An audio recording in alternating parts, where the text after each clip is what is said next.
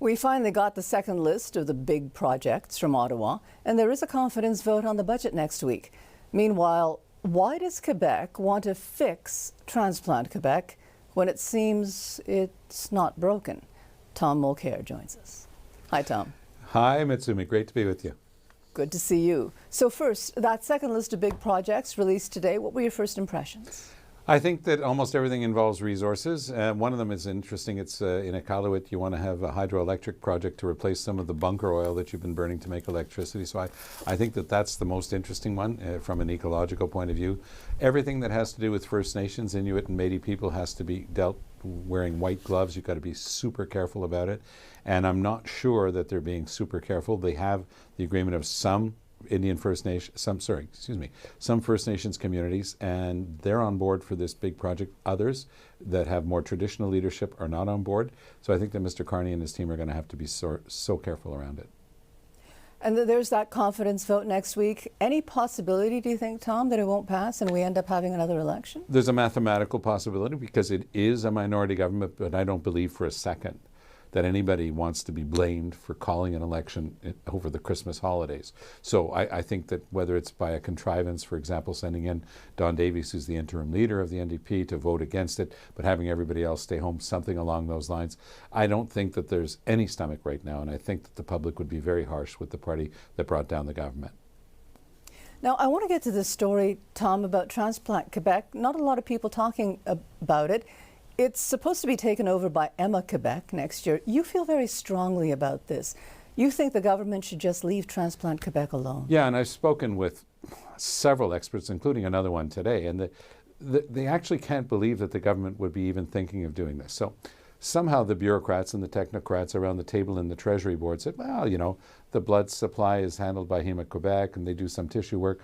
Why don't they also do transplants? They're so ignorant about what Transplant Quebec does. 24 hours a day, 7 days a week, 365 days a year, and it doesn't follow the hours of an office bureaucrat in the government. If you have to get an organ that has become available for transplant, believe it or not, Mitsumi, there are 11 police forces in the province of Quebec municipally, plus the SQ, that are involved. Every police officer who does this work volunteers their own time. That's how this place operates. Hema Quebec, of course, is a crown corporation, whereas Transplant Quebec is a nonprofit. And they do an amazing job. There was a parliamentary committee last year saying, don't touch it, it's working fine. Legault was convinced somehow by the bureaucrats in the health department. It was the Deputy Minister of Health who phoned Transplant Quebec this week and said, it doesn't matter what the parliamentary committee said, we think we might be able to save some money. They will not save a penny.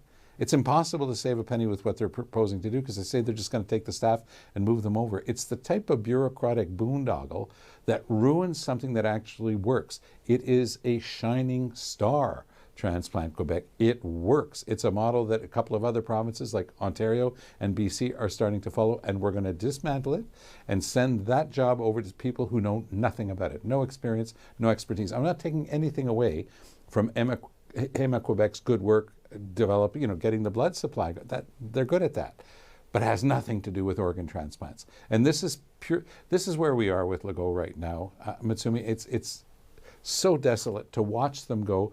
They are breaking things. They know that they're on their way out. They have no chance of being reelected. And if they do something like this, they're hurting families, both families who are waiting for a transplant and families who are going through the very difficult time of dealing with a loved one and whether or not the donation is going to be made. Hema Quebec has no experience or expertise.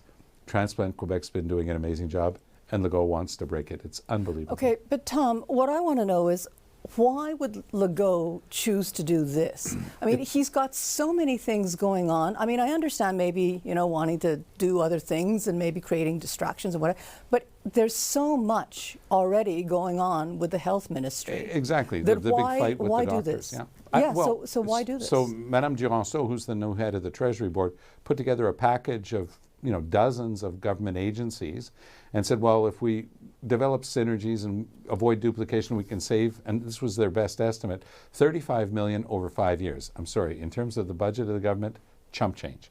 So somehow, somewhere, a bureaucrat, a technocrat got hold of this idea, no analysis.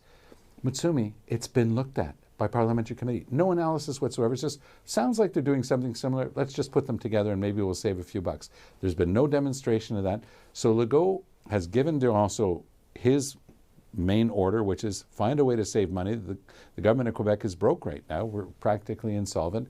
And this is what they're planning to do. Destroy something that actually works. It is crazy, but that's where we are right now with Legault and his government. Okay. Thank you very much for this, Tom. All the best, Mitsumi.